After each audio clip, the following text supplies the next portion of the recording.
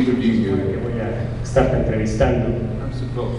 Se supone, But really,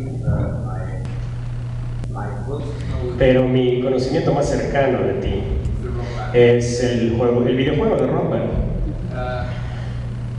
More than that, Más que eso, pues creo que no conozco nada. so what I'm Entonces lo que voy a hacer ahora is es que les voy a pedir a alguno de tus fans que suban al escenario y que empiecen las preguntas.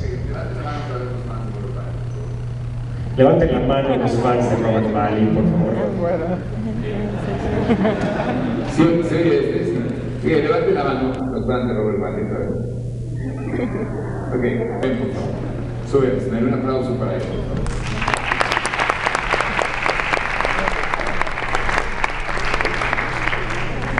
Las preguntas de los fans, the questions of fans. Las preguntas de los Okay, fans questions of fans normally are not normalmente no son tan journalistic. periodísticas, gracias. Doctor Cruz, ¿qué pregunta le haría a Robert?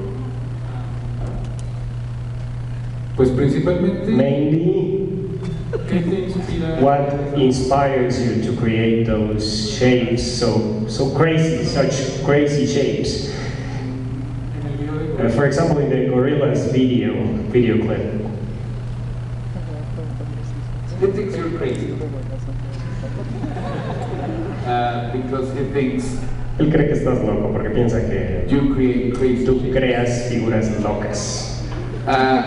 So, Entonces, creo que traduciendo la pregunta a una forma periodística, la pregunta real es, ¿estás loco?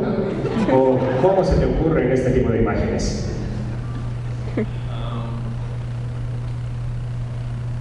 Bueno, creo que con algunas de las personas con las que he trabajado en el pasado, todos tienen la impresión de la manera en que yo estilísticamente dibujo las cosas. Muy específicamente, en la primera parte de mi carrera, alrededor de 1997, trabajé con Peter Chung y él me abrió los ojos a un cierto tipo de alargamiento y un cierto tipo de como una manera muy elegante de exagerar, de un enfoque muy exagerado y elegante de las figuras. Entonces es chistoso porque acabo de terminar de trabajar en esta miniserie que se llama Throne Up Rising y yo fui el diseñador de personajes para esa caricatura y toda la prensa que salió después. Todos parecen darle los créditos a Peter Chung por diseñar la serie y mi nombre nunca sale. Todos hablan sobre Peter Chung de Eoflux y entonces yo vi a Peter, me encontré con Peter hace algunos meses y le dije, Peter, discúlpame, creo que todos piensan que yo estoy copiando tu estilo. Y me dice, está bien, siempre, sabes, copio a alguien, tú me copiaste a mí, es simplemente la manera en que las cosas funcionan. Entonces creo que él lo tomó como un cumplido. Pero específicamente, para contestar tu pregunta, puedo tomar como la influencia de Peter Chung de Eoflux y tomar la influencia de Jamie Hewlett con las cosas de Gorillaz. Y creo que en alguna parte a la mitad de esas dos comparaciones me ha influenciado de alguna manera. Y creo que he espolvoreado mi toma estilística de las cosas, mi propia toma estilística de las cosas. Bueno, una mía, ¿te parece que es algo generacional? Porque ¿tú te acuerdas este sistema de videojuegos de Sega donde había un juego que se llama J Grand Radio? Era muy japonés y el asunto de esto de aumentar las características de los personajes Se me figura como si se estuvieran enfocando en las caras más que en los cuerpos. EOFlux probablemente el cuerpo se mueve más, se ve y después tiene enfoques muy cerca sobre las caras. Entonces, ¿crees que es algo generacional? No solo el trabajo de dos personas haciendo esto, sino una generación de personas haciendo este tipo de cosas. Bueno, creo que el estilo de Peter ha tenido un ligero efecto, como si algunas veces yo veo en el internet, hay un par de artistas japoneses que se me vienen a la mente, y hay otras personas que parecen hacer ese estilo frecuentemente, probablemente mejor que Peter, pero quiero regresar a este asunto de Tron, porque yo diseñé esos personajes y no sabía qué demonios estaba haciendo, porque nunca he diseñado personajes para un programa de televisión, y especialmente diseñar personajes para animación por computadora, porque hay una traducción que sucede entre los dibujos en 2D,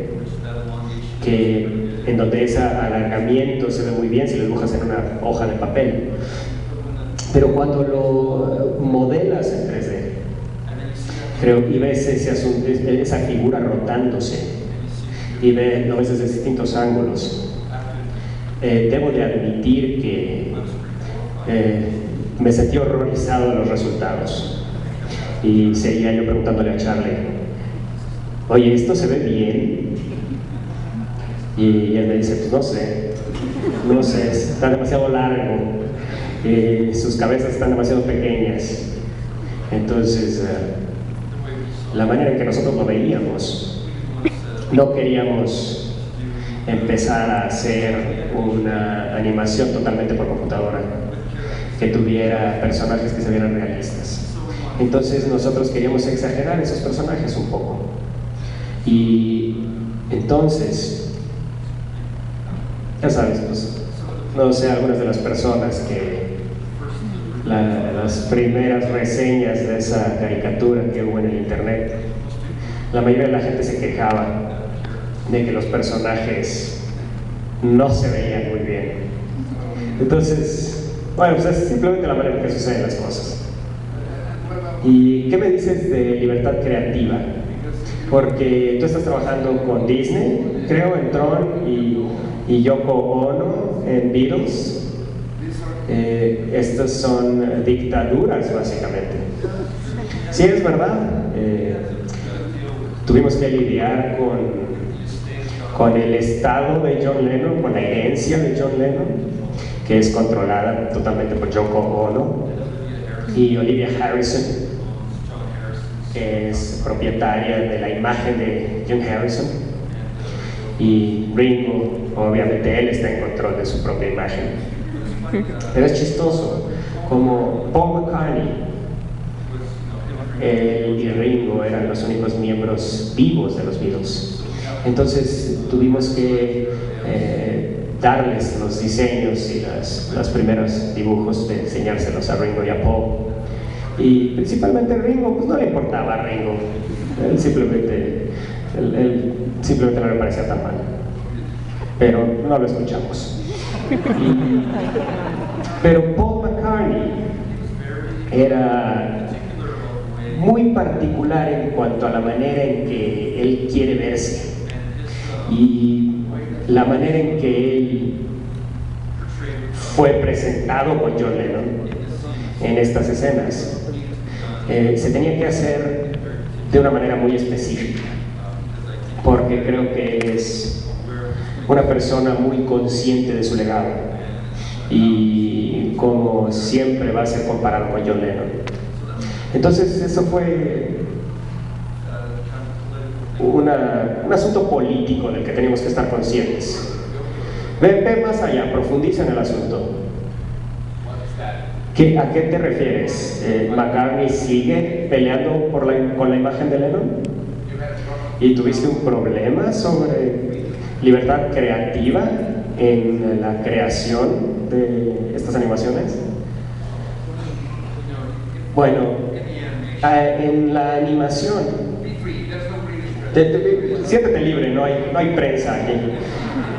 Si en la animación yo tuviera una toma y en la toma se estaba favoreciendo a John Lennon, él me iba a pedir políticamente y amablemente si se podría tener una parte igual o equitativa de la toma. Simplemente tenía que ser muy equitativo. Y por parte de Disney, los ejecutivos fueron tan rígidos o difíciles como los Beatles. Bueno, lo que es chistoso es que yo esperaba hacer estos diseños para Disney y estaba yo esperando que ellos rechazaran un poco los diseños, en 20-30%. Entonces yo sobrediseñé estos personajes esperando cierto rechazo para normalizar a los personajes, para normalizar sus proporciones. Y conforme avanzamos en la finalización de los diseños, nunca tuvimos rechazo por parte de ninguno de los ejecutivos de Disney. Y como dije, me sentí horrorizado de que estábamos avanzando con estos personajes que se veían tan bizarros. Entonces, lo que estás diciendo es que después de la fecha, a la fecha todavía no te gustan esos personajes. Son tuyos, ¿no? Son estrictamente tuyos. Bueno, sabes, Charlie, el director, Charlie Dean, él dice, bueno, vamos a hacer una oración estilística que sea agresiva. Entonces hemos estado en juntas con Alberto Mielgo, que él es el director de arte. No sé si ustedes conocen a Alberto Mielgo, pero es un monstruo, porque deberían conocerlo, es increíble. Y él ve estos personajes como yo y me dice, oye, güey, ¿estás seguro que quieres hacer estos personajes que se ven tan raros? Se ven chistosos, ¿no? No sabes lo que estás haciendo. Entonces, no sé. Nunca sé lo que estoy haciendo, de hecho. ¿Dónde naciste? Yo nací en Vancouver. ¿Es canadiense, entonces? Sí. ¿Ya has vivido la mayor parte de tu vida en Canadá? Estuve en Canadá, viví en Canadá hasta terminar la universidad. Tenía yo 19 años. ¿Todavía virgen? Todavía soy virgen ahorita. Cuando yo tenía 19, renté un carro y me fui a la convención de cómics de San Diego con mi portafolio, con la intención de tratar de obtener un puesto, un trabajo en cómics. Y pues no lo obtuve vendiendo cómics, pero terminé en San Francisco y conocí a Peter Chung y le mostré mi película de graduación, mi trabajo de graduación para la universidad, una película, y él vio algo ahí y me dio un trabajo y empecé a trabajar inmediatamente en San Francisco. Y me acuerdo mi primera experiencia, de mis primeras experiencias en un estudio de animación fueron muy malas, porque estaba yo acostumbrado a animar y mis dibujos eran muy poco definidos. Y todo lo que me gustaba era la expresión, el movimiento. Y el primer trabajo que tuve en San Francisco era artista de limpieza, básicamente limpiando los objetos de animación. ¿Y cómo limpias la animación?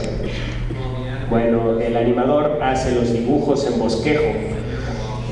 Por ejemplo, tienes una hoja de modelo y tomas el dibujo en bosquejo y lo pones una hoja de papel encima y haces tus trazos encima y limpias ese bosquejo y lo pones en el modelo.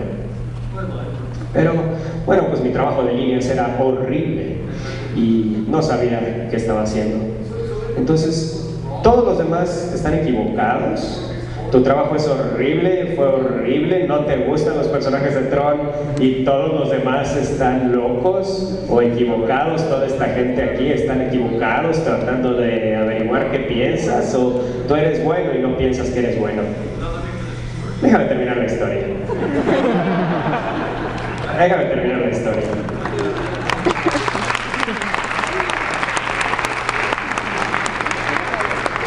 Obtuve un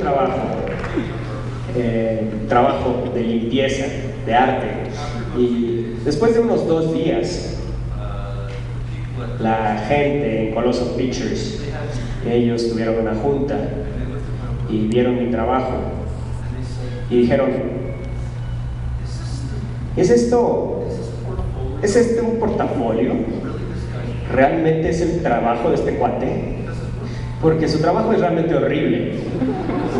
Entonces se reunieron, tuvieron una junta y estaban platicando si me iban a mandar de regreso a Canadá. Y le preguntaron a un tipo que es muy buen amigo mío ahorita, su nombre es Bosco, y le dijeron: Bosco, ¿debemos mantenerlo o lo corremos? Y dice: vamos a darle otra oportunidad.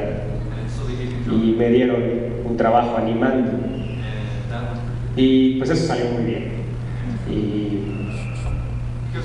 Porque eso es lo que yo hacía. Yo era animador, entonces las cosas empezaron a funcionar mejor después de eso. Tú siempre quieres ser un animador y no un artista de historietas de cómics. Yo quería ser artista de cómics, pero la escuela de arte a la que yo asistí en Vancouver no tenían algo parecido a un curso de historietista. Entonces yo sabía que no quería ser un artista de las artes gráficas, porque no tenía yo idea cómo podía yo ganar dinero haciendo arte serio. Entonces lo más cercano que yo tenía era un curso de animación. Ok, ¿cuáles serían tus personajes favoritos de cómics o de animación? Bueno, me gusta mucho Marvel. Tenía yo esta idea chistosa cuando era adolescente, que en la tienda de cómics de Vancouver, que Jack Kirby y Stan Lee estaban trabajando en el piso de arriba de la tienda de cómics. Simplemente yo pensaba que trabajaban ahí. ¿Realmente pensabas eso? ¿Sí? Yo pensaba, bueno, como esos niños que piensan que en la televisión hay gente chiquita que vive dentro de la televisión. Pero no me contestaste. ¿Tus personajes favoritos? Bueno, me gusta mucho Hulk. Y después mi hermano me presentó a Frank Frazetta. Y me empezó a gustar Neil Adams también. Neil Adams me abrió los ojos a la cuarta perspectiva. Y la perspectiva de fuerza, pero es como si estuvieras viendo el asunto a través de un lente de visión amplia, lente angular, como si lo estuvieras viendo en el ojo de una puerta. Y creo que esto realmente regresa a lo que tú me estabas preguntando. What was your question? your style. It's has a very forced perspective. It's like, no me había dado cuenta hasta ahorita, pero sí, creo que regresa el asunto, es una influencia de Neil Adams. Acabamos de encontrar el círculo mágico aquí, y yo no sabía nada de ti. No, sí sabía. Creo que la perspectiva de fuerza, este asunto de la perspectiva forzada más bien, ha aparecido, la he utilizado en mi trabajo más reciente. Pero esto es interesante, realmente interesante, porque una perspectiva forzada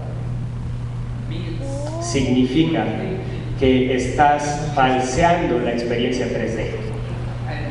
Y tú no eres un artista de 3D.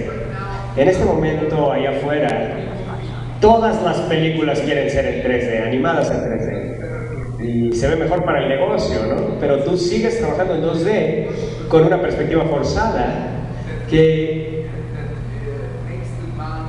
hace que la mente piense en una perspectiva tridimensional.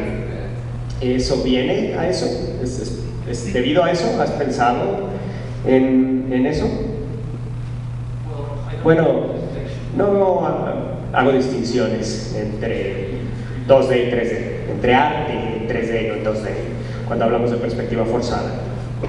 Yo supongo, porque si tú eres la cámara y tú estás viendo mi mano, y es mucho más grande que el resto del cuerpo, mucho más grande que mi cabeza, como que ese es el tipo de, es el ejemplo de perspectiva exagerada o proporciones exageradas que utilizo, pero básicamente me gusta hacer las cosas que se vean como si tú estuvieras viendo a través del punto de vista de alguien. Entonces, por ejemplo, si estoy sentado aquí y estoy viéndote, no estoy viendo solamente tus hombros y tu cabeza, sino que con mi visión periférica puedo ver tus pies también, pero son realmente pequeños, y puedo ver esta pared que se ve alrededor, y esto es lo que me da esa idea de como si estuviera viendo a través del ojo de una puerta. Y eso es lo que me hace no hacer una distinción entre 2D y 3D, porque a fin de cuentas se resume en un lente, como si fuera un lente de una cámara. ¿Tiene sentido? Tiene sentido, pero también parece como si tú tuvieras algún tipo de visión especial. Déjame explicarlo. El otro día, hace una semana, el señor Robert Plant estaba haciendo la auditoría, el Auditorio Nacional, perdón. Estaba tocando en el Auditorio Nacional. Y la música fue tan increíble que cuando salí, yo pensé, este cuate tiene esta música en su mente, porque si no la tuviera, no podría mostrársela al público. Entonces, si tú en tu mente tuvieras esta visión, si tú no estuvieras viendo en tu visión periférica, y tú dices esto en este momento y yo estoy empezando a ver la parte de la audiencia, ¿no? Pero tú ves eso, y ese es el tipo de visión especial que tú estás tratando de plasmar ahí, y esta gente está disfrutando esto. Tal vez tú eres especial. Bueno, no sé. Mis ventas de libros no reflejan eso. No lo sé. ¿Te puedo preguntar algo? Sí, puedes preguntarme lo que quieras. Robert Plant. Sí, Robert Plant, Black Dog, tocó California. Fue un increíble concierto, tocó todas sus canciones. Lo venden en el internet si quieres. Ven a la Ciudad de México, no todo es Canadá, no solo existe Canadá. Ahora, primero esto. Como fan de Marvel está ahora haciendo grandes filmes, grandes películas, como los japoneses dirían, filmes de actores. Pero no están haciendo gran esfuerzo en su parte de animación. ¿Tienes algún sueño de que Marvel te permita ser el Jack Kirby que esté trabajando en la tienda de cómics, en el piso de arriba, haciendo animación para ellos? Sueño tuyo, ¿eh?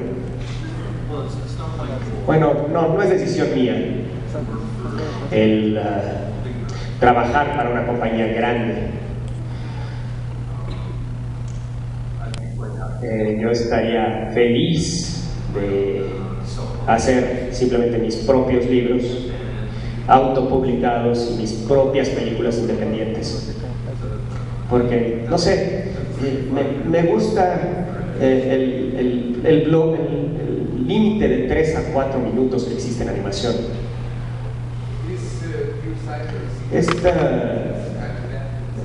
Esta vista esto es tuyo, lo que estamos viendo aquí en la pantalla. ¿Tú te estás autopublicando? Sí, ese es mi 5º libro autopublicado. Es autobiográfico. Bueno, yo estoy en el libro, sí aparezco en el libro, pero el libro no es sobre mí, es sobre un amigo mío. Es un amigo mío cuya vida es mucho más llena de sucesos, mucho más que la mía. Si yo fuera a hacer un libro de la mía, en mi vida sería de 3 páginas y súper aburrido. Simplemente aparecería en mi libro todo el tiempo dibujando, entonces sería muy aburrido. Entonces, ¿realmente sigue siendo virgen? Sí, 42 años. Otro fan de Robert, que levante la mano. Fans de Robert, por favor, que quiera hacer una pregunta, porque si no, vamos a hacer la pregunta. Pasa al frente, por favor. What cartoons did you watch when you were a kid? And what cartoons do you watch now?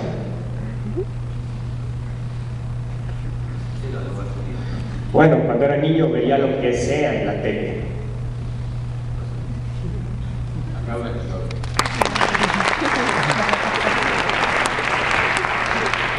Pues, caricaturas.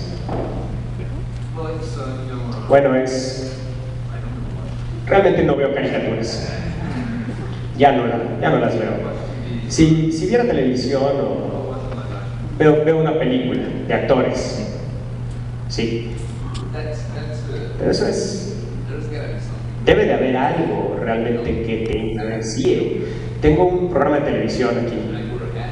Yo me pongo un sombrero y un traje y una corbata.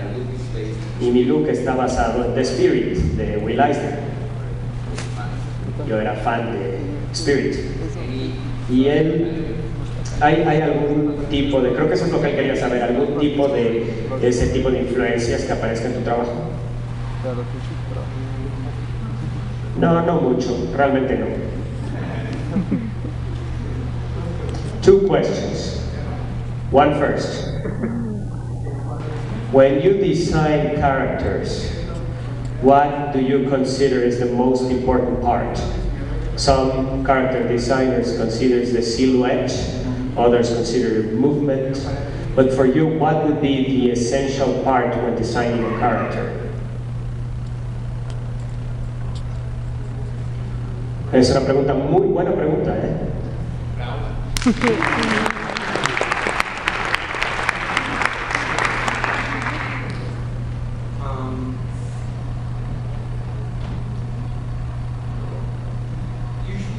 Generalmente,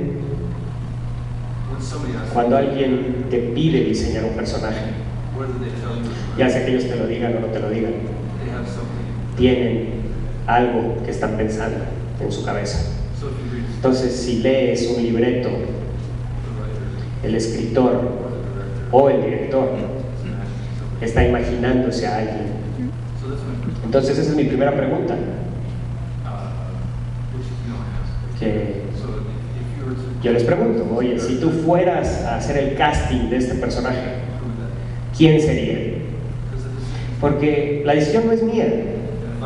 Y si yo pudiera tratar de acercarme lo más posible a entender cuál es la intención del creador, entonces eso evitará mucho tiempo perdido por mi parte.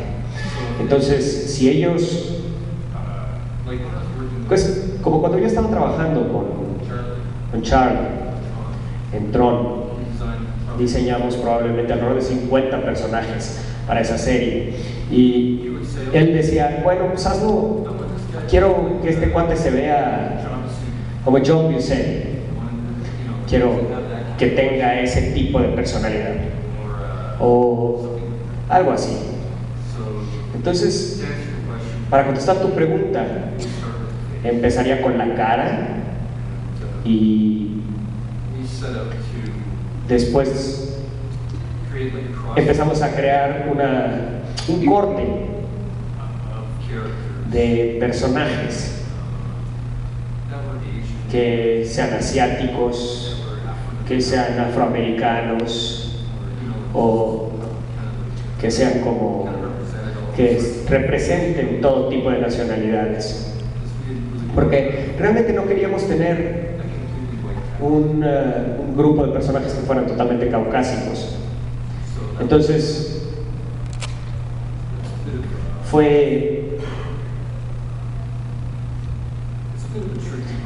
es un camino sinuoso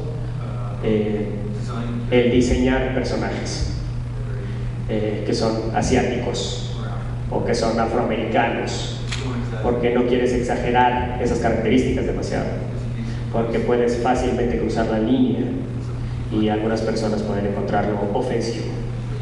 Pero tampoco quieres tener simplemente un personaje caucásico, blanco, pintarlo, ponerle su pelo negro. Entonces, esa es una línea delgada que tenemos que cruzar. Pero es interesante, es un poco distinto, un poco alejándome un poquito de tu pregunta, que si tú diseñaras un personaje que fuera afroamericano, tendrías que tener un actor de voz afroamericano para ese personaje, y si tuvieras un personaje asiático, tendrías que tener una persona asiática para hacer esa voz. De otra manera, te vas a meter en muchos problemas.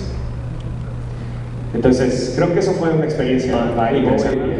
Did you take something from his art or the designs themselves for your Tron series? Sí, claro. Vimos y nos echamos una copa, porque él también estuvo involucrado en la serie. Y él estuvo involucrado en esa primera película de Tron. Y si hubiera un rango del 1 al 10, 1 siendo la primera película y 10 siendo la segunda película, nosotros pensamos que estamos en el medio, pero conforme empezamos a entrar ya en la producción, terminamos estando ya más cerca a la segunda película, y la vista de todo de la primera película realmente no nos gustó mucho. El estudio hizo un esfuerzo increíble de volver a traer a John Jeff Bridges en la segunda película.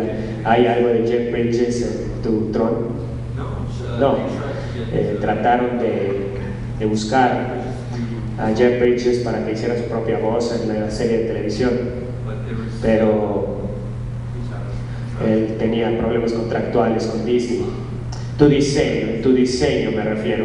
¿Pensaste en Jeff Bridges? Dios mío, no, pues Jeff Bridges es la persona más difícil que hay de dibujar. Es completamente la persona más difícil que hay para dibujar. Creo que trabajé en ese diseño por 10 meses. Y lo dejaba y regresaba a él, porque tiene esta manera de verse que lo hace verse un poco chistoso, pero queremos que se vea heroico. Entonces, no sé, estaba yo tratando de ver algunas revistas Mad, porque porque quería yo ver cómo Lon Brother hizo a Jeff Bridges, pero no pude encontrar nunca a Jeff Bridges dibujado por... Pero está hablando de las películas, las críticas de películas de Mad que hacían muy parecidos los dibujos a los actores. Y sí, o sea, es una persona muy difícil de dibujar. Entonces tú lees la revista Mad. Solía decirle a mi mamá que estaba loco, o que estaba enfermo, perdón, para no ir a la escuela y quedarme en mi casa y leer revistas Mad. Sí. ¿Alguien más tiene Bueno, una pregunta? ¿alguien más? Pase, por favor. Adelante, por favor. Sir. ¿Vives ahora en California? ¿O vives en California? ¿Dónde vives? Me mudé a California en el 94, 97. ¿Y te gusta el surf? Empecé a surfear, sí. Soy como el peor surfista del mundo. ¿Te caes mucho o qué pasa? Hago todo tipo de cosas locas en el agua. Y cuando surfeas tienes esta visión periférica. No, generalmente simplemente estoy viendo hacia adelante, nada más. ¿Ves? Si intentas usar esta visión periférica en medio de una ola, te puedes morir, ¿no?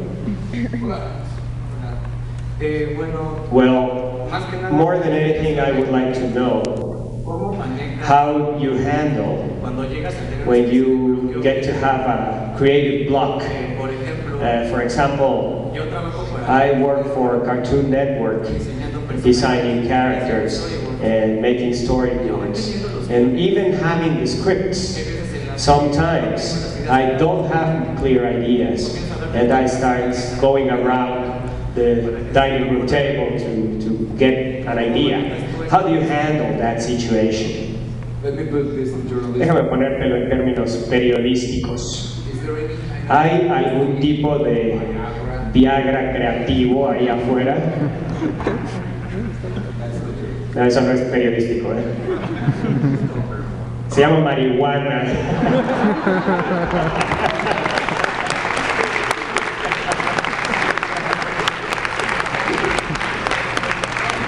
Pero no es verdad, lo he intentado y no es cierto eso.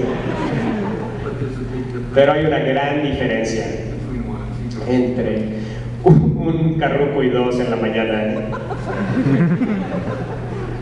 Porque, bueno, de cualquier manera, estoy bromeando de eso. Pero suena como que te va muy bien con Cartoon Network, ¿no? ¿Puedes darme un trabajo algún día? Yes, of course we could do something. We could see if we can put something together and we can work together. ¿Qué haces cuando tienes un bloqueo de escritor? El cuate tiene bloqueo, o sea que te está preguntando, te está pidiendo tu ayuda, y no es pregunta. Bueno, yo reciclo mucho.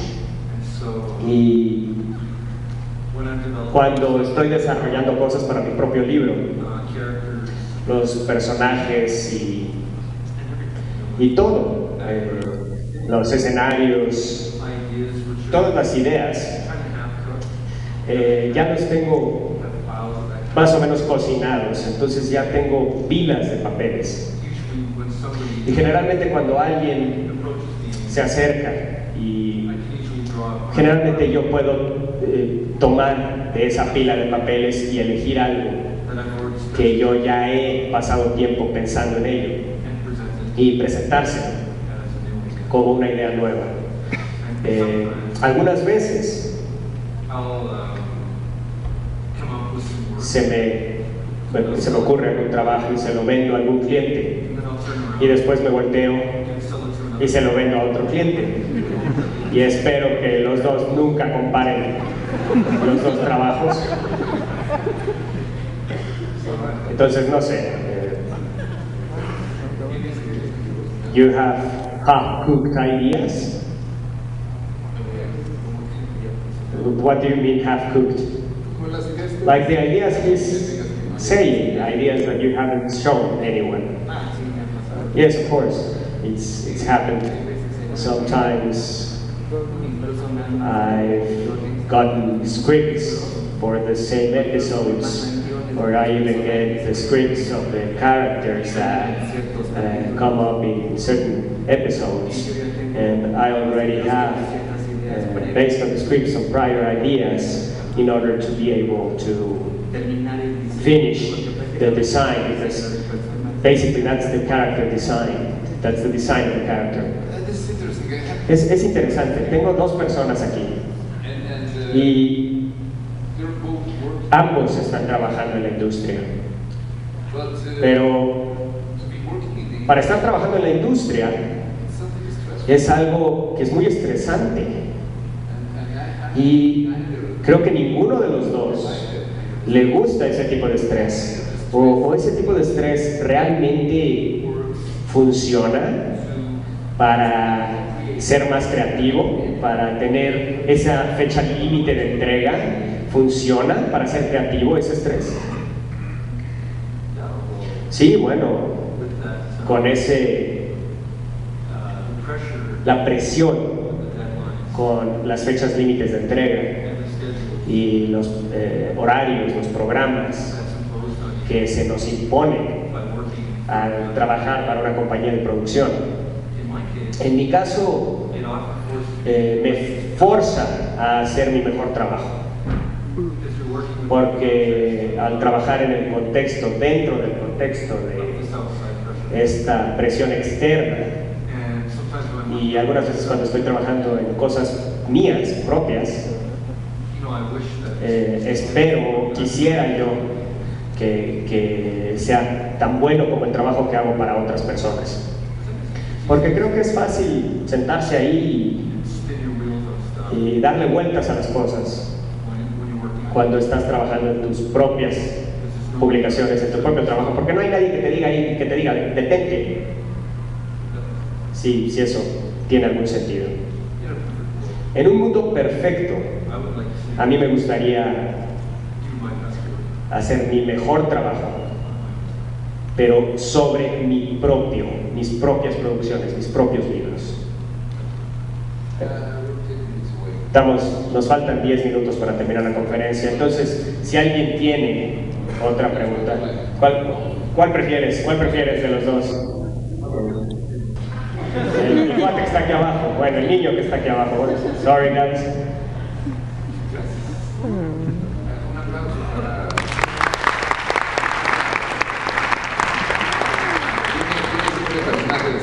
He looks like a Star Trek character. Y ahora un aplauso para él. An applause for this guy. That's why I want to recommend something. Lo voy a decir en inglés. Cuando tienes algo, hazlo primero. Cuando tengas algo que hacer, hazlo primero. Siempre sucede aquí en este tipo de conferencias. Esperan y esperan y esperan al final y es cuando levantan la mano. Pero aquí está la pregunta. ¿Cuál es tu pregunta? Since when do you have that idea of drawing? Since when do you have that dream of drawing comic books or doing videos and all those things? Since when? Es una pregunta muy fácil de contestar. Yo tengo un hermano, tiene 5 años más que yo. Y básicamente yo hacía todo lo que él hacía. Entonces, cuando él empezó a hacer dibujos, él tenía 8 o 10 años, yo tenía 4 o 5. Y cuando él empezó a coleccionar cómics, yo empecé a hacer lo mismo. Y lo volvía loco, pero me arrancó, hizo que yo empezara a una edad temprana. Y aún ahora, creo que eso fue. How old are you? 10. You want to make comics? Yes. So your answer is ahora. Now. Start now.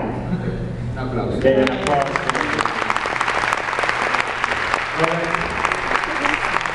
Tenemos un buen final.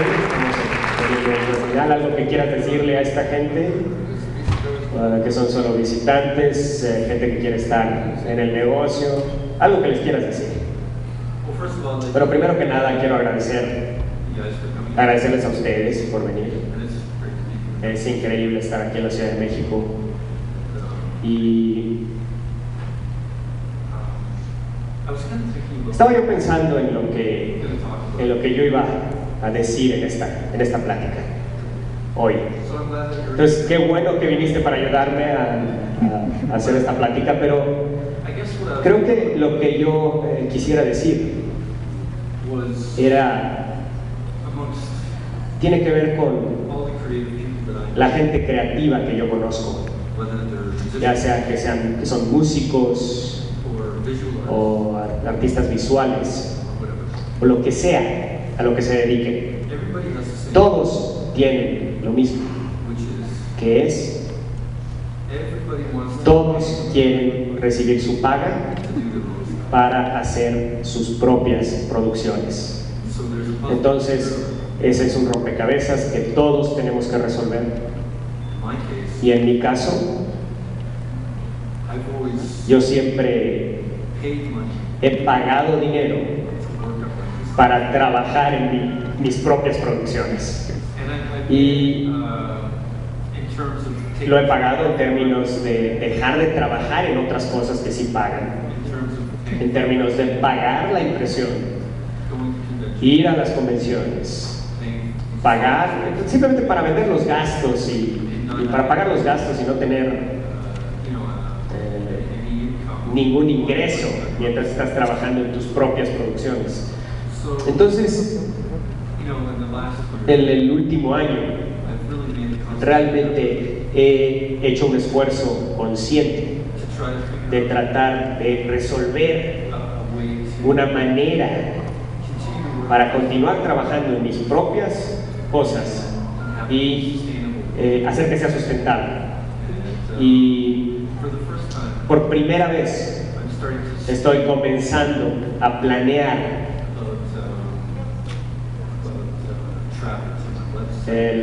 y a revisar el tráfico en mi sitio de internet, por ejemplo, cómo convertir ese tráfico en ventas de libros, cómo pasar a hacer pósters también, diversificar vendiendo impresiones digitales grandes o lo que sea, porque creo que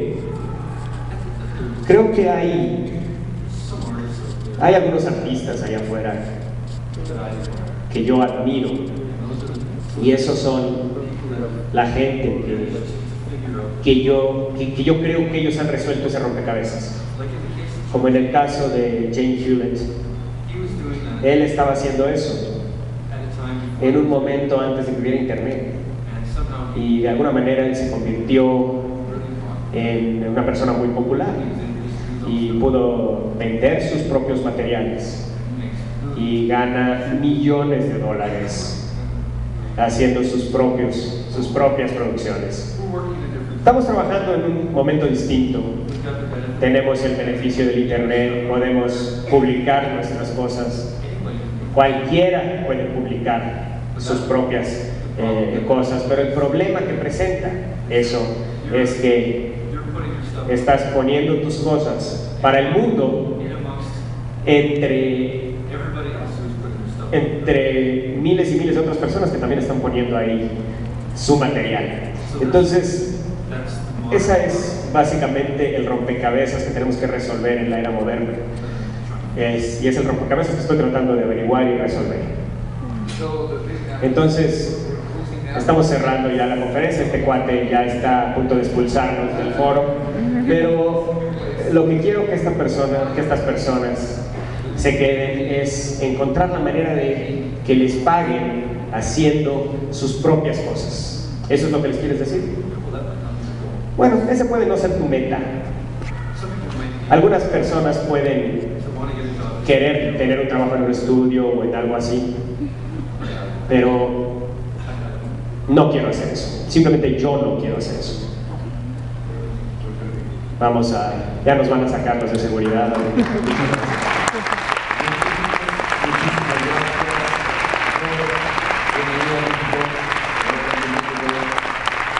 Gracias por estar con nosotros.